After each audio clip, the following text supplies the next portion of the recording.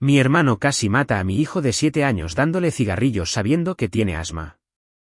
Mis padres dijeron que era solo una broma. Así que contraté a un abogado e hice que se arrepintieran. ¿Qué tal, Edith? Esto sucedió hace 6 meses y todavía estoy lidiando con las consecuencias, pero mi hermano está lidiando con cosas peores, así que lo considero una victoria.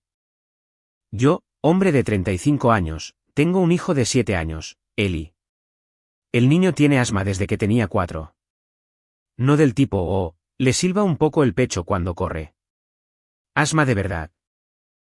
Tiene un inhalador de rescate que lleva a todas partes, un nebulizador en casa, y ya hemos tenido que salir corriendo a urgencias 2 veces en los últimos 2 años cuando su respiración empeoró tanto que el inhalador no era suficiente. Su pediatra lo tiene con un medicamento de control diario. Está controlado, pero es grave. Cualquiera en nuestra familia que pase tiempo con él y lo sabe. Hemos tenido esta conversación 100 veces. Mi hermano Chase tiene 29 años, todavía vive con nuestros padres, trabaja a tiempo parcial en un almacén y pasa el resto de su tiempo en su teléfono tratando de ganar seguidores en las redes sociales. Ya conocen el tipo. Lo graba todo, se cree graciosísimo y vive para conseguir vistas.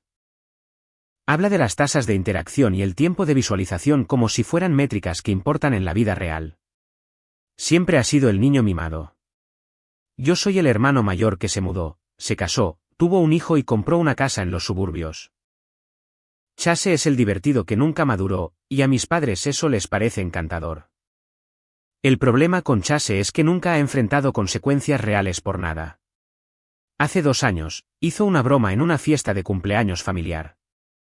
Puso una araña falsa en el pastel para generar contenido.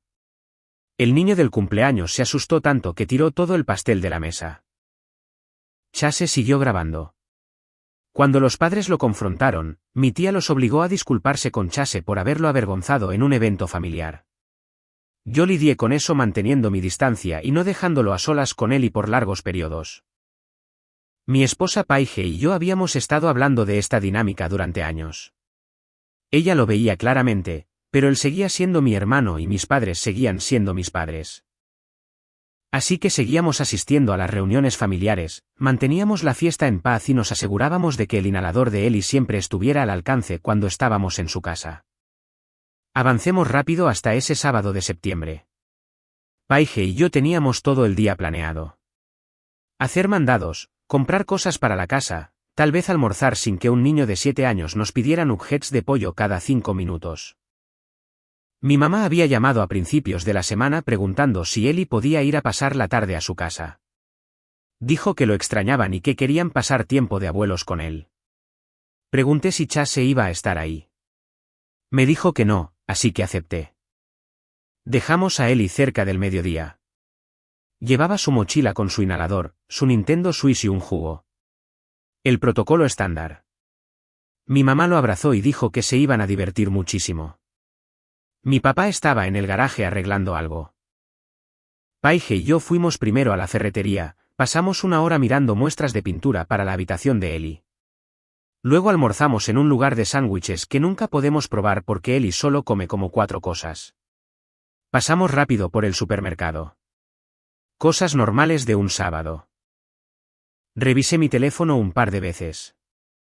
Ningún mensaje. Supuse que todo estaba bien. Estábamos en la fila para pagar en tarjeta cuando sonó mi teléfono. El nombre de mi mamá apareció en la pantalla. Contesté esperando que me preguntara a qué hora íbamos a recoger a Eli, o tal vez para decirme que quería quedarse a cenar. En lugar de eso, me encontré con puro pánico. Le temblaba la voz. Eli estaba teniendo problemas para respirar. Lo llevaban a urgencias en ese preciso momento. Necesitaba que los alcanzara allí. Le pregunté qué había pasado. Inmediatamente se puso evasiva. Simplemente empezó a jadear muy feo. Ahí fue cuando se me encogió el estómago. Eli ha tenido ataques de asma antes. No ocurren de la nada. Siempre hay un detonante. Alérgenos, ejercicio, humo, aire frío. La casa de mis padres está controlada exactamente por esa razón. No hay mascotas, ni productos químicos de limpieza fuertes, nada que pudiera desencadenarlo. Entonces, ¿qué había cambiado? Le pregunté si había usado su inhalador. Dijo que sí, pero que no estaba ayudando.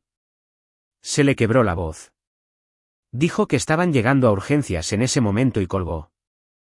Paige me miró. ¿Qué pasó? Le conté. Abandonamos el carrito de compras ahí mismo en medio del pasillo y salimos caminando. Llegamos al auto y conduje como si tuviera deseos de morir y un hijo en peligro. Durante todo el camino, mi mente no paraba de dar vueltas. ¿Qué podría haber pasado? Entramos a urgencias y la mujer en la recepción sabía quiénes éramos antes de que yo siquiera dijera el nombre de Eli. Nos hizo pasar directamente. Sin sala de espera. Eso nunca es buena señal. Eli estaba en la segunda sala de exploración con un monitor de oxígeno en el dedo que marcaba 89%. Lo normal es 95% o más. Sus labios tenían ese tono azulado. Su respiración era forzada y el pecho se le hundía con cada inhalación. Una enfermera estaba preparando un nebulizador. Mi mamá estaba de pie junto a él, con aspecto destrozado, pero no dejaba de mirar hacia la puerta como si estuviera esperando a que entrara un juez. Mi papá estaba en una esquina mirando a la nada. Chase no estaba allí. Eli me vio y pareció aliviado, pero no podía hablar. No le sobraba aire. La enfermera le puso la mascarilla del nebulizador y la encendió. Paige lo abrazó con cuidado mientras yo miraba ese número de oxígeno esperando que subiera. Entró la doctora, le escuchó los pulmones y revisó el monitor. Dijo que lo tratarían con albuterol y lo observarían durante 1 hora. Si no mejoraba, lo enviarían a la sala de emergencias ER para administrarle esteroides y dejarlo en observación. Preguntó qué lo había desencadenado. Mi mamá se puso evasiva otra vez. Simplemente empezó a tener problemas para respirar en el patio trasero. Miré a mi papá. Evitaba el contacto visual. Un movimiento clásico. Dejar que mamá maneje las apariencias y mantenerse fuera de la línea de fuego. La doctora dijo que el oxígeno de Eli estaba en 89% cuando llegaron. Críticamente bajo. Estaba en dificultad respiratoria moderada. Si sus niveles no subían en los próximos 20 minutos, llamarían a una ambulancia para trasladarlo al hospital. Esto estaba en el límite. Paige preguntó si esto era normal para su asma. La doctora dijo que podía serlo, pero que generalmente había un detonante claro. Miré a mi mamá. ¿Qué pasó? Volvió a intentar ser evasiva. Simplemente empezó a tener problemas para respirar mientras estaba en el patio trasero. ¿Haciendo qué? Solo jugando. ¿Con quién? Dudó. Mi papá cambió de postura. ¿Con Chase? Ella asintió. Le dije a Paige que se quedara con Eli. Llevé a mi mamá al pasillo. Le dije que no me iba a ir de ahí hasta que me contara exactamente qué había pasado. Nada de respuestas vagas. Se derrumbó en unos 10 segundos. Sus ojos se enrojecieron y empezó a hablar rápido. Chase había estado pasando el rato en el patio trasero con Eli. Estaban sentados en la terraza. Chase estaba en su teléfono. Eli estaba jugando con una pelota. Entonces Chase llamó a Eli, le dijo que quería mostrarle algo genial. Algo divertido. Solo para un vídeo. Fue entonces cuando sacó un cigarrillo. Mi mamá dijo que no sabía que él tenía cigarrillos, que ni siquiera sabía que fumaba, que ella estaba adentro preparando limonada cuando ocurrió. Escuchó a Eli toser, salió y lo encontró jadeando, agarrándose el pecho. Chase estaba ahí de pie con su teléfono afuera, con cara de pánico. El cigarrillo estaba en el suelo, todavía encendido. Me quedé allí procesando eso. Mi hermano adulto le dio a mi hijo asmático de 7 años un cigarrillo a propósito. Para crear contenido. ¿Dónde está Chase ahora? Ella apartó la mirada. ¿Se fue? ¿Se fue? Se asustó. No sabía qué hacer. Lo grabó. Asintió. Lo publicó en su historia de Instagram, pero lo borró después de que llegamos aquí. No dije nada. Simplemente volví a entrar a la sala de exploración. Me senté junto a Eli y observé al nebulizador hacer su trabajo. La doctora regresó 15 minutos después. Su oxígeno había subido al 92%. Mejor, pero todavía no era genial. Dijo que podíamos llevarlo a casa, pero necesitaba estar conectado al nebulizador cada 4 horas durante las siguientes 24 horas. Ante cualquier empeoramiento, debíamos ir directamente al hospital. Escribió una receta para un paquete de esteroides por si acaso. Me entregó los papeles del alta. La factura fue de $340 después del seguro. Llevamos a Ellie al auto. Mi mamá intentó hablar conmigo. Le dije que discutiríamos esto más tarde. Paige abrochó a Ellie en su asiento para el auto y condujimos a casa en silencio. Entramos a Ellie, lo acomodamos en el sofá con su nebulizador y algunos dibujos animados. Paige le preparó sopa. Yo me senté allí mirándolo respirar y pensando en la historia de Instagram de Chase. Claro que la borró. Pero hay un detalle con Internet, nada desaparece realmente. Las capturas de pantalla existen. Las grabaciones de pantalla existen. La gente descarga cosas. Abrí Instagram en mi teléfono. Fui al perfil de Chase. Su historia estaba vacía. Revisé sus publicaciones. Nada. Probablemente había limpiado toda su cuenta. Pero Chase tiene amigos. Chicos que conoce desde la preparatoria. Personas que lo siguen por su contenido. Amigos con los que pasa el rato en la casa de nuestros padres. Y yo he conocido a la mayoría de ellos a lo largo de los años en reuniones familiares. Tenía a 3 de ellos en mis contactos. Les envié el mismo mensaje a los 3. Oye, amigo, ¿de casualidad viste la historia de Chase de hoy más temprano? Me la perdí y mencionó que pasó algo gracioso con Ellie. Lo mantuve casual, como si solo tuviera curiosidad. Como si no estuviera a punto de armar un caso legal. 2 de ellos nunca respondieron. El tercero, un chico llamado Tyler al que había conocido en el Día de Acción de Gracias del año pasado, cumplió en 20 minutos. Había grabado la pantalla. Dijo que era una locura. Preguntó si Ellie estaba bien. Le dije que estaba respirando, pero que no había sido poca cosa. Le pregunté si podía enviarme el vídeo. ¿Lo hizo? Esto es lo que había en ese clip de 43 segundos. Chase en el patio trasero de mis padres, con el teléfono apoyado grabándose a sí mismo. Un cigarrillo en su mano ya encendido. Ellie está parado a su lado mirándolo con curiosidad. Chase está sonriendo. Le ofrece el cigarrillo. Solo una bocanada. No te va a matar. Te verás genial. Ellie duda. Chase sigue insistiendo. Le enseña cómo inhalar. Lo hace hacerlo de nuevo cuando tose la primera vez. Hazlo otra vez. Casi lo logras. Necesitamos esta toma. Ellie vuelve a intentarlo porque su tío se lo dijo. Más tos. Más profundo esta vez. No puede parar. Las toses se convierten en sibilancias. Ese sonido agudo de silbido. Puedes escuchar cómo empeora. La cara de Ellie cambia.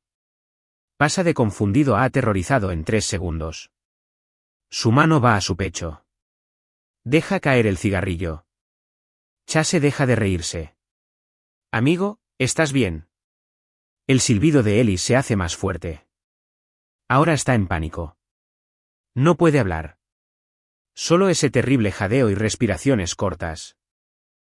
Ambas manos en sus rodillas tratando de forzar aire hacia pulmones que no cooperan. El ángulo de la cámara cambia. Se puede escuchar la voz de mi mamá desde adentro. Chase, ¿qué está pasando ahí afuera? La voz de Chase, llena de pánico. Mamá, algo anda mal. El vídeo se corta. Chase preparó la toma deliberadamente. La encuadró. Se aseguró de que el teléfono estuviera estable. Esto no fue impulsivo. Lo hizo de todos modos, sabiendo que Ellie tiene asma, sabiendo que los cigarrillos desencadenan problemas respiratorios. Y lo grabó porque para él, la salud de mi hijo era menos importante que la interacción en sus redes sociales. Me senté esa noche en la habitación de Ellie, encendiendo el nebulizador cada 4 horas como ordenó la doctora. Paige entró alrededor de las 2 de la madrugada, me preguntó si iba a ir a la cama. Le dije que lo haría en un rato. Ella me conocía bien, se sentó a mi lado. ¿Qué vas a hacer? Miré a Ellie durmiendo, escuché su respiración. Aún le silbaba el pecho, pero estaba estable. Chase no va a salir impune de esto. Ella asintió. Bien. Para el domingo por la tarde, Ellie estaba mejorando.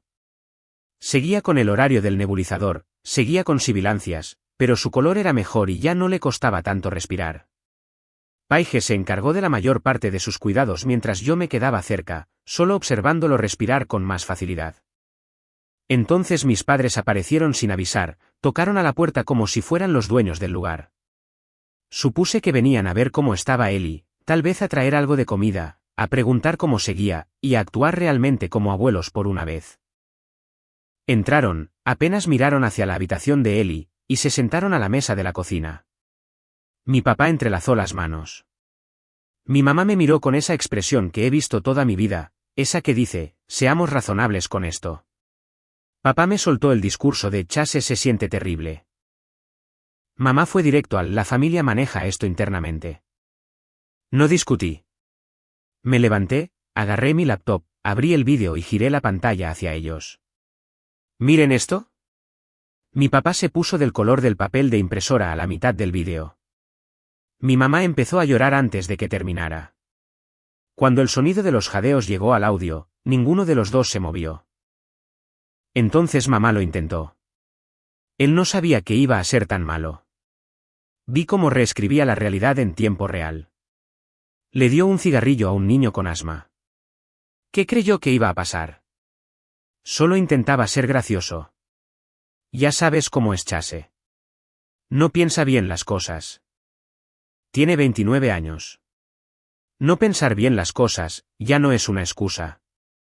Mi papá intervino. Chase metió la pata, pero se siente terrible por ello. No quería que Ellie saliera lastimado. Se largó. Ni siquiera se quedó para asegurarse de que Ellie estuviera bien. Borró el vídeo y huyó. Entró en pánico. Esa tampoco es una excusa. Mi mamá se secó los ojos. ¿Qué quieres que hagamos? Nada. No les estoy pidiendo que hagan nada. Les estoy diciendo lo que yo voy a hacer. La expresión de mi papá cambió. Ahora podía verlo. Ese cambio de problema familiar a interferencia externa. Estaban levantando los muros. ¿Qué significa eso? Significa que Chase va a enfrentar las consecuencias por esto. Ya se siente pésimo. ¿Acaso no es suficiente consecuencia? Casi me río. No, sentirse mal no es una consecuencia. Eso es solo una emoción. Las consecuencias son reales. La voz de mi mamá se elevó. No puedes meter a extraños en los asuntos de nuestra familia. Ahí estaba, la verdadera preocupación. No la salud de Ellie, no el comportamiento de Chase, sino las apariencias. Lo que la gente fuera de la familia podría pensar. No respondí, les dije que debían irse. Mi papá empezó a discutir. Me puse de pie. Hemos terminado aquí. Se fueron. Mi mamá iba llorando en el asiento del pasajero mientras se alejaban. El lunes por la mañana, llevé a Ellie a su pediatra para un chequeo de seguimiento. Ella ha estado viendo a Ellie desde que nació. Conoce su historial de asma al dedillo. Lo examinó, escuchó sus pulmones, revisó las notas del alta de urgencias. Todo estaba en orden. Su respiración había vuelto a la normalidad. Le dio autorización para ir a la escuela. Luego me preguntó qué había desencadenado el ataque. Le conté y le mostré el vídeo. Lo vio sin expresión alguna. Cuando terminó, me miró y dijo 3 palabras, reporta esto. Esto es poner en peligro a un menor. Tu hermano le dio un cigarrillo a tu hijo sabiendo que tiene asma. Eso no es un accidente. Es un comportamiento imprudente que causó daño físico, y él lo documentó. Hizo una pausa. Soy una denunciante obligatoria, por ley. Tengo que presentar un reporte a los Servicios de Protección Infantil, CPS. Ellos investigarán, pero tú también deberías presentar una denuncia policial directamente. No esperes al sistema. Asegúrate de que haya un rastro de papel. Dijo que reuniría el historial médico completo de Ellie y redactaría un resumen de lo sucedido y el tratamiento que necesitó a causa de ello. Me dijo que volviera más tarde esa misma tarde a recogerlo. Dame 3 horas.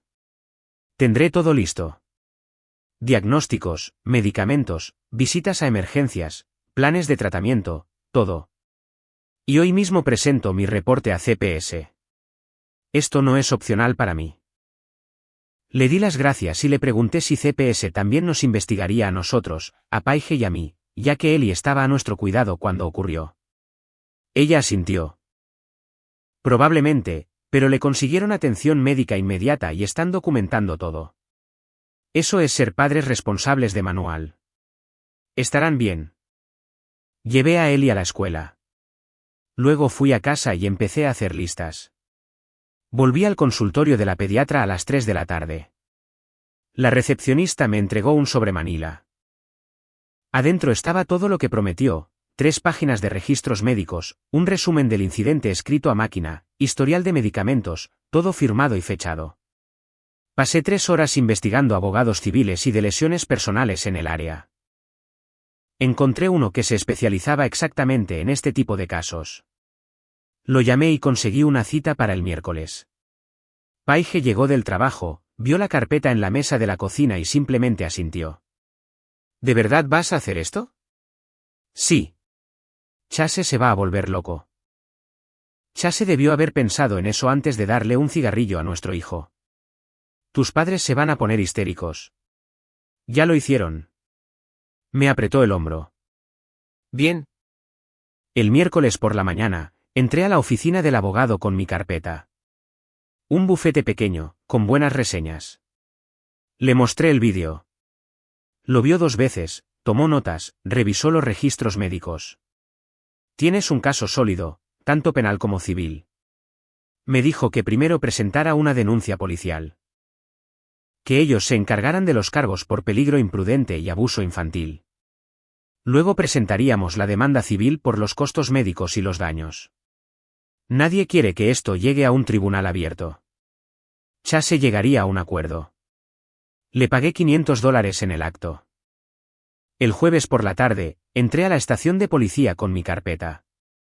El oficial de guardia escuchó mi resumen de 30 segundos y luego llamó a alguien del fondo. Salió un detective. Cerca de los 50 años, con canas, ojos cansados como si llevara demasiado tiempo haciendo este trabajo. Me llevó a una sala de interrogatorios. Pequeña, sin ventanas, una mesa y 3 sillas. Le mostré el vídeo primero. Lo vio sin expresión. Luego lo volvió a ver, inclinándose más cerca de la pantalla la segunda vez. Cuando terminó, se recostó y me pidió que le contara paso a paso todo. La llamada telefónica, urgencias, el historial médico de Ellie, las consecuencias. Le mostré los registros médicos, el resumen de la pediatra, los recibos. Le conté sobre el reporte a CPS. Tomó notas en una libreta legal amarilla, hizo preguntas aclaratorias, verificó fechas y horas, se aseguró de que la línea de tiempo fuera irrefutable. Cuando terminé, se recostó en su silla y me estudió por un segundo. ¿Quieres presentar cargos? No era una pregunta, era una afirmación. Sí. ¿Contra tu hermano? Sí. Me estudió por otro momento. Esto se va a poner feo. Los asuntos de familia siempre lo hacen. ¿Estás seguro de que quieres hacer esto? Mi hijo no podía respirar porque mi hermano quería vistas en Instagram. Sí, estoy seguro. Asintió, sacó copias de todo, dijo que presentaría el informe a la oficina del fiscal y ellos lo revisarían en 2 o 3 semanas. Me dijo que probablemente acusarían a Chase de poner en peligro de manera imprudente a un menor y de contribuir a la delincuencia de un menor. Delitos menores, pero quedarían en sus antecedentes. También me preguntó si quería una orden de alejamiento para mantener a Chase lejos de Ellie. Dije que sí. Me entregó el papeleo. Lo llené ahí mismo. La orden de alejamiento tardó más de lo que esperaba. La presenté el jueves, conseguí una fecha de corte para el martes siguiente. Me presenté, le expliqué la situación a una jueza en unos 5 minutos. Concedió una orden temporal. Chase no podía estar a menos de 100 yardas, aproximadamente 90 metros, de Ellie, mi casa o la escuela de Ellie. Válida por 30 días, luego tendríamos una audiencia completa para extenderla si fuera necesario. Fue entonces cuando mi teléfono explotó. Mi mamá llamó 6 veces en un lapso de 30 minutos, dejó mensajes de voz que iban del llanto a la ira. Chase intentó enviarme mensajes de texto, párrafos de disculpas, lo arrepentido que estaba, cómo había arruinado las cosas, cómo no pensó que lastimaría a Ellie, cómo haría cualquier cosa para arreglarlo. 13 mensajes en 20 minutos. Ni uno solo de ellos preguntó cómo estaba Ellie, solo que tan mal se veía esto para él, si la gente lo sabía, que le había dicho a la policía. No respondía ninguno. Bloqueé el número de Chase, dejé que las llamadas de mi mamá se fueran al buzón de voz. Entonces el chat del grupo familiar explotó. El chat grupal se convirtió en una audiencia pública que nadie pidió. Mi prima Hazel, de unos 20 y tantos años y con 2 hijos, fue la única que dijo lo que importaba. Le dio un cigarrillo a un niño de 7 años con asma a propósito. ¿Qué estamos discutiendo siquiera?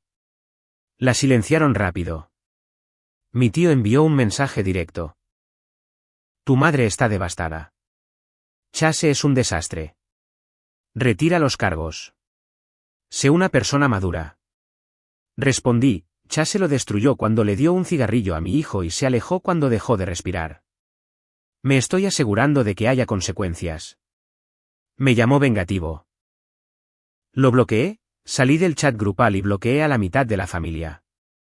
A los que me defendieron o se mantuvieron callados, los conservé. El resto se podía ir al diablo. Chase intentó llamar desde diferentes números. No contesté. Apareció en mi casa el sábado por la mañana, tocó el timbre, golpeó la puerta. Lo miré por la ventana. Se veía terrible, se quedó ahí suplicando a través de la puerta durante 15 minutos. Mi teléfono estaba en mi bolsillo con el 911 listo, pero quería que se fuera sin que Ellie volviera a ver policías en el porche. Paige bajó las escaleras. ¿Te sientes mal? No. ¿Bien? No lo hagas. El domingo, mi papá apareció, solo. Lo dejé entrar porque al menos parecía que quería tener una conversación real en lugar de solo gritarme. Nos sentamos en la sala. Se veía demacrado, con bolsas bajo los ojos, no se había afeitado. Le tomó un minuto empezar a hablar. Tu madre quiere que te convenza de retirar los cargos. Eso no va a pasar. Se lo dije, pero tenía que intentarlo. Esperé. Chase está asustado. Sabe que metió la pata. Está dispuesto a hacer lo que sea necesario para arreglar esto. No hay nada que arreglar. Lo hecho está. Le dio un cigarrillo a Ellie. Ellie terminó en urgencias. Eso tiene consecuencias. Mi papá asintió lentamente. Sé que estás enojado. No estoy enojado. Estoy protegiendo a mi hijo. Enviando a tu hermano a la cárcel. No va a ir a la cárcel. Le darán libertad condicional y una multa. Eso es salir barato. Mi papá se frotó la cara. Esto va a destrozar a la familia. Chase hizo eso, no yo. Él tomó la decisión de hacer algo imprudente y luego huir cuando las cosas salieron mal. Solo me aseguro de que no pueda volver a hacerlo. Mi papá se puso de pie. No puedo convencerte de que no lo hagas, ¿verdad? No. Se dirigió a la puerta, se detuvo, se dio la vuelta. Por si sirve de algo, si alguien te hubiera hecho esto cuando tenías la edad de Ellie, probablemente yo habría hecho algo peor. Pero tu madre. Ella no lo ve así. Cree que estás atacando a la familia al meter a extraños en esto. La pediatra está obligada a denunciar. El sistema iba a involucrarse de todos modos. Yo solo me aseguré de que sucediera más rápido. Asintió una vez y se fue. La fecha de la Corte Penal se fijó para principios de noviembre, a unas 8 semanas del incidente. Luego se retrasó hasta finales de noviembre porque la oficina del fiscal estaba atrasada. Pareció una eternidad. Chase apareció con un defensor público. Un tipo joven, probablemente recién salido de la facultad de Derecho. Se veía abrumado y claramente no quería estar ahí. Se notaba que había revisado el caso y sabía que no había defensa. Yo me presenté con una carpeta, el vídeo cargado en una tablet listo para reproducirse, y una línea de tiempo impresa del tratamiento médico de Ellie. La fiscal era una mujer de unos 40 años. Llevaba 20 años haciendo esto y se notaba. Parecía haber escuchado cada excusa del libro 2 veces. Revisó mis pruebas en una sala de conferencias antes de la audiencia.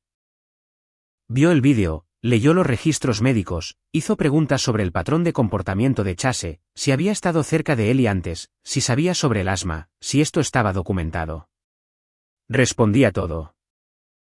Le mostré el historial de mensajes de texto donde le había recordado a mi familia sobre el asma de Ellie antes de una fiesta de cumpleaños el año pasado. Le mostré fotos de esa misma fiesta donde se puede ver el inhalador de Ellie en la barra de la cocina de mis padres.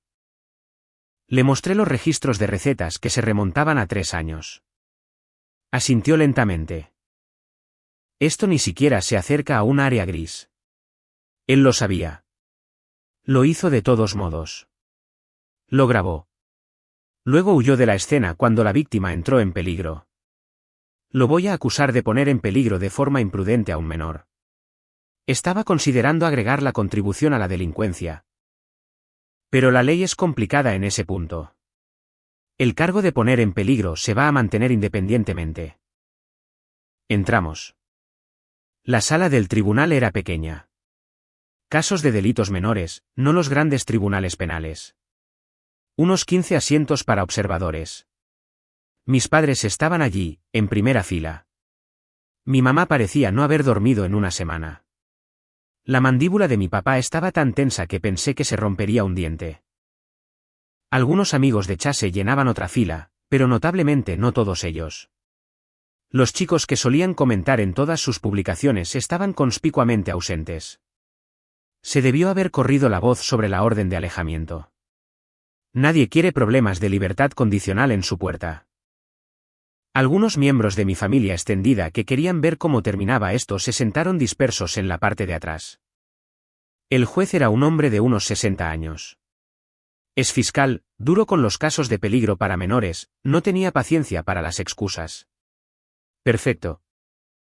El defensor público de Chase intentó argumentar que fue un lapso de juicio único, que Chase no tenía antecedentes penales, que estaba arrepentido, que no tenía intención de causar daño, que Ellie se recuperó por completo sin secuelas, que la libertad condicional sin supervisión sería suficiente. Que el servicio comunitario era innecesario, que la orden de alejamiento era demasiado severa. Antes de que la fiscal siquiera se pusiera de pie, el defensor público se inclinó hacia Chase. No pude escuchar exactamente lo que dijo, pero pude leer su lenguaje corporal con bastante claridad. Acepta el trato. Esto es destructivo. No tienes salida aquí. El rostro de Chase se puso blanco. La fiscal no necesitó notas. Necesitó la tablet. Su señoría, el acusado le dio un cigarrillo encendido a un niño con asma documentada. Animó al niño a inhalar. Grabó todo el incidente para crear contenido en redes sociales. Cuando el niño entró en dificultad respiratoria, el acusado huyó del lugar en lugar de prestar auxilio o llamar al 911. El menor requirió tratamiento médico de emergencia, incluyendo oxígeno suplementario y terapia con nebulizador. Su saturación de oxígeno estaba en 89%. Críticamente baja. Esto no fue un lapso de juicio. Fue un comportamiento deliberado e imprudente. Reprodujo el vídeo en la corte. 43 segundos que destruyeron cualquier defensa que el abogado de Chase hubiera intentado construir. Se podía escuchar claramente la voz de Chase. Solo inhálalo. Hazlo de nuevo. Este contenido va a ser puro fuego. Riendo mientras Ellie tosía, las sibilancias empeorando, la cara de Ellie cambiando al miedo. Cuando el silbido se escuchó en el audio, la sala enmudeció. Cuando terminó, el juez no parecía enojado. Parecía cansado, como si ya hubiera visto este tipo exacto de estupidez 5 veces esa misma semana y ni siquiera fuera viernes. Miró a Chase con la expresión que le darías a un electrodoméstico roto que estás a punto de tirar a la basura. Señor Chase, póngase de pie. Chase se levantó. Estaba temblando. ¿Entiende por qué estamos aquí? Chase asintió. Su abogado le puso una mano en el hombro para estabilizarlo. Necesito que responda verbalmente para el registro. Sí, su señoría.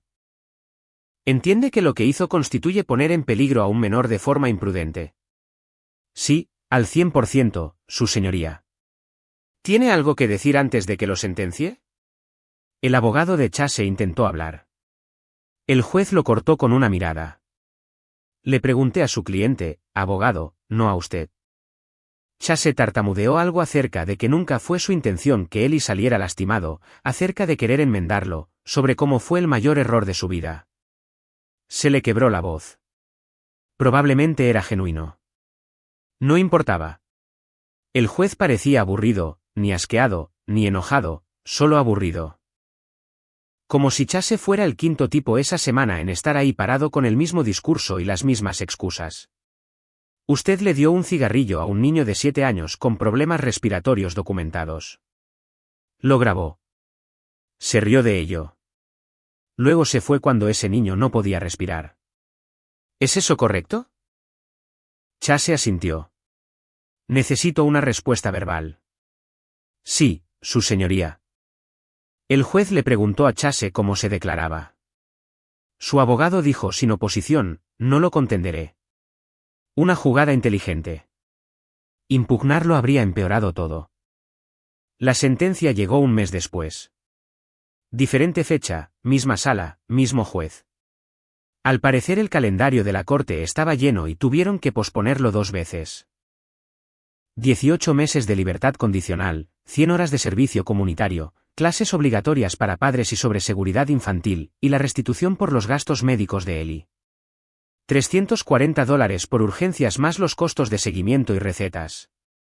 El total ascendió a $587.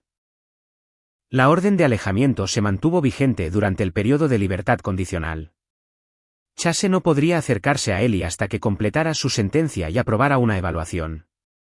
Chase parecía a punto de llorar. Su abogado intentó abogar por indulgencia respecto a la orden de alejamiento. El juez lo detuvo de inmediato. Su cliente puso en peligro a un niño. No tendrá acceso a ese niño hasta que demuestre que entiende por qué lo que hizo fue inaceptable. La orden de protección se mantiene. Se levanta la sesión. Me fui. No miré a Chase al salir. Mi abogado ya había presentado la demanda civil para entonces. Íbamos por $8,500.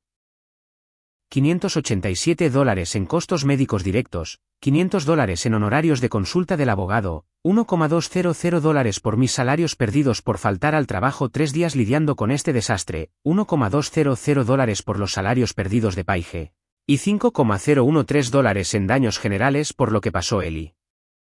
Al principio, Chase intentó ignorarlo. Simplemente no respondía a ninguna de las cartas certificadas.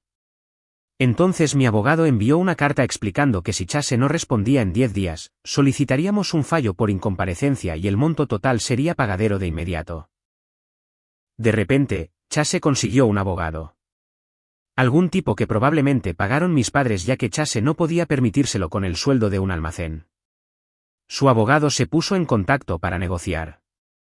Empezó ofreciendo $2,000. Mi abogado se rió y le dijo que nos veríamos en la corte. Volvieron con $3,500 una semana después. Seguía siendo un no. No íbamos a ceder. Finalmente llegamos a un acuerdo por $4,500 después de otra ronda. Mi abogado presionó mucho por un acuerdo previo al juicio porque nadie quiere que ese clip se reproduzca en un tribunal abierto más de una vez. Chase lo está pagando en cuotas mensuales de $150 durante 30 meses porque no tiene el dinero por adelantado. El acuerdo de pago es irrompible. Si se salta un solo pago, el saldo restante completo más los intereses se vuelve exigible inmediatamente y regresamos a la corte. El primer pago llegó a tiempo. El segundo también. El tercero se retrasó 2 días, Pero llegó. ¿Sabe lo que pasa si se detiene? Guardé el vídeo en 3 lugares diferentes porque no confío en un hombre adulto que borra cosas cuando aparecen las consecuencias. El costo total para Chase hasta ahora, $587 de restitución penal, $4,500 del acuerdo civil, honorarios legales que sus padres cubrieron, probablemente otros $2,000 mínimo, más 100 horas de su tiempo y 18 meses mirando por encima del hombro. Todo por 43 segundos de contenido. Han pasado 6 meses desde el incidente. El juicio terminó hace unos 2 meses. El tercer pago del acuerdo de Chase llegó ayer justo a tiempo, $150. Aún faltan $4,050. La situación familiar es exactamente la que esperarían, un completo desastre. Mis padres no me hablan, no han dicho una palabra desde la sentencia. Mi mamá envía correos electrónicos ocasionales a través de la cuenta de mi papá. Párrafos largos e inconexos sobre cómo estoy destrozando a la familia, cómo me arrepentiré de esto cuando necesite familia y no haya nadie, cómo la vida de Chase está arruinada para siempre porque no pude perdonar un error, como él y ni siquiera recordará esto en unos años. Así que ¿por qué estoy haciendo tanto alboroto al respecto? El último incluía un versículo de la Biblia sobre el perdón. Ahora los borro sin leer más allá de la primera línea. A veces ni siquiera los abro, van directo a la papelera. Chase se mudó de la casa de mis padres unas 3 semanas después de la sentencia. La historia que me contó Hazel, mi prima que aún me habla, es que papá finalmente explotó. Le dijo a Chase que necesitaba resolver su vida, que no podía seguir viviendo allí gratis mientras estaba en libertad condicional, que era hora de madurar. Jugada clásica. A papá le parece bien consentirlo hasta que las instituciones se involucran, entonces de repente no confío en el problema en el que te has metido con el sistema. Se volvió contra Chase en el momento en que personas ajenas empezaron a opinar. No sé si mamá estuvo de acuerdo o si papá tomó la decisión unilateralmente, pero de cualquier manera, Chase se fue. Lo último que supe es que está rotando entre los sofás de 3 amigos diferentes, y ninguno de ellos está contento con eso a largo plazo. Consiguió un segundo trabajo haciendo entregas de comida a través de una de esas aplicaciones para cubrir los pagos del acuerdo y los costos de la libertad condicional. Trabaja en el almacén durante el día y reparte comida por las noches y los fines de semana. Su ingreso mensual total ronda los $2,400 antes de impuestos. $150 son para mí, $200 para las tarifas de libertad condicional y las clases. Apenas sobrevive. Eliminó absolutamente todas sus cuentas de redes sociales. Instagram, TikTok, YouTube, Twitter, todo. Desaparecieron. Toda su presencia en línea se esfumó en la semana posterior a la sentencia. No sé si fue por orden de la corte como parte de su libertad condicional o si finalmente se dio cuenta de que su contenido no valía lo que le costó. Chase apareció en mi casa un jueves por la noche, unas 6 semanas después de la sentencia. Yo estaba en el garaje organizando herramientas cuando escuché que un auto se detenía. Miré por la ventana y lo vi sentado en su Civic destartalado durante unos buenos 3 minutos antes de salir. Se veía terrible. Había perdido peso. No se había afeitado en días. Llevaba la misma sudadera con capucha que le había visto en la corte. Tocó el timbre. Abrí pero no me hice a un lado. Me quedé parado en el umbral. Oye. Su voz se quebró. ¿Podemos hablar? Estás violando la orden de alejamiento solo por estar aquí. Lo sé. Yo solo. Necesitaba verte. Por favor, 5 minutos. Me crucé de brazos. No dije nada. Él lo tomó como un permiso. He estado yendo a esas clases para padres que la corte ordenó. En realidad me están ayudando a entender lo mucho que arruiné las cosas. Me refiero a arruinarlas de verdad. Se frotó la cara. Sigo pensando en él y sin poder respirar y en lo asustado que debió estar, y en cómo simplemente lo dejé ahí. No puedo dormir la mayoría de las noches. Veo su cara cuando cierro los ojos. La forma en que me miró cuando no podía tomar aire. Hablaba más rápido ahora. Las palabras se derramaban como si hubiera estado ensayando esto. Yo debía ser su tío. Debía protegerlo. En cambio, Casi lo mato por un estúpido vídeo que ni siquiera está en internet. Lo borré todo. Toda mi cuenta. Todos mis seguidores. Todo por lo que trabajé. ¿Se fue? Porque no valía la pena. Nada de eso valía la pena como para lastimar a Ellie. Decía todo esto como si eso le garantizara un reembolso. Miró hacia sus pies. Mamá no me habla. Papá me echó. Estoy durmiendo en el sofá de Brandon y él se está hartando de que esté ahí. Trabajo en 2 empleos y sigo sin dinero. Como ramen 4 noches a la semana. Mi auto hace un ruido que no puedo pagar para arreglar. No he comprado ropa nueva en 5 meses. Todo lo que tengo cabe en 2 mochilas deportivas. Yo seguía sin decir nada. Esta es mi vida ahora y me lo merezco. Sé que sí. Pero te extraño. Extraño a Ellie. Extraño las cenas familiares, las noches de juegos y simplemente ser tu hermano. Su voz se quebró de nuevo. Sé que no puedo ver a Ellie por la orden de protección y no estoy pidiendo hacerlo. Solo quiero que sepas que lo siento. Real y verdaderamente lo siento. No porque me metí en problemas. No porque mi vida se desmoronó. Sino porque lastimé a Ellie. Te lastimé a ti y traicioné a la única persona que siempre me respaldó. Se secó los ojos. Esperó a que yo respondiera. No lo hice. Sé que lo siento, no arregla nada. Sé que no hay nada que pueda decir para corregir esto. Pero necesito que sepas que lo estoy intentando. Estoy tomando las clases. Te estoy pagando cada mes. Estoy trabajando en mí mismo. Y tengo la esperanza de que tal vez algún día, cuando Ellie sea mayor y la orden de alejamiento termine, me dejes demostrarte que soy diferente. Que aprendí. Que ya no soy ese tipo. Tomó aire. Ahí venía. Mira, odio pedirte esto, pero estoy a 3 días de que me desalojen del lugar de Brandon porque estoy atrasado 2 semanas con los $200 que le prometí para la renta. Si hubiera alguna manera de que pudieras prestarme $300 solo por esta vez. Te juro que te los pagaré sumados al acuerdo. Estoy desesperado, hermano. No tengo a dónde más ir. Lo miré fijamente por un segundo. No estaba enojado. No estaba en shock. Solo estaba haciendo un inventario de lo rápido que pasó de he cambiado a dame dinero. No. Empezó a hablar de nuevo intentando interrumpirme. Yo no iba a negociar con alguien que ya demostró que ignorará los límites hasta que aparezca una sirena. Saqué mi teléfono y marqué al 911. Lo puse en altavoz.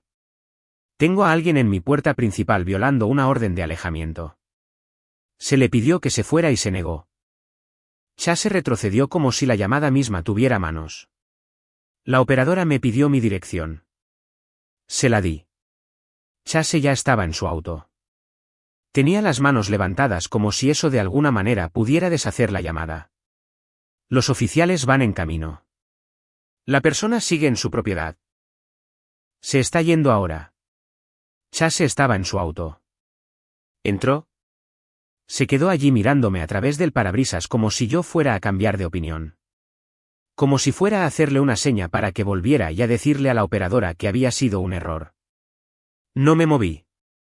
Encendió el auto y se alejó. La operadora preguntó si se había ido. Dije que sí. Dijo que los oficiales igual pasarían para tomar un reporte y documentar la violación. Le di las gracias y colgué. Una patrulla pasó y llegó poco después. Les mostré los papeles de la orden de alejamiento. Les dije que Chase había estado en mi puerta durante unos 10 minutos negándose a irse después de que le dije que se fuera. Tomaron fotos de las imágenes de la cámara de mi timbre que lo mostraban parado allí. Redactaron un informe. Dijeron que harían un seguimiento con Chase y que esto podría extender la orden de alejamiento o acarrearle cargos adicionales si el fiscal quería proceder. Uno de los oficiales me miró. ¿Quiere presentar cargos por la violación? Sí. Asintió. Tomó nota. Se fueron. Paige bajó las escaleras. ¿Era Chase? Sí. ¿Qué quería? Dinero. ¿Se lo diste? No. Llamé a la policía. Ella sonrió. Bien. No me sentí mal. No me sentí bien. Sentí que había terminado con él. Aún así no le daré nada. Si disfrutaste este vídeo, por favor dale al botón de suscribirse. Ayuda mucho al canal y nos permite traerte más y mejores historias. Gracias.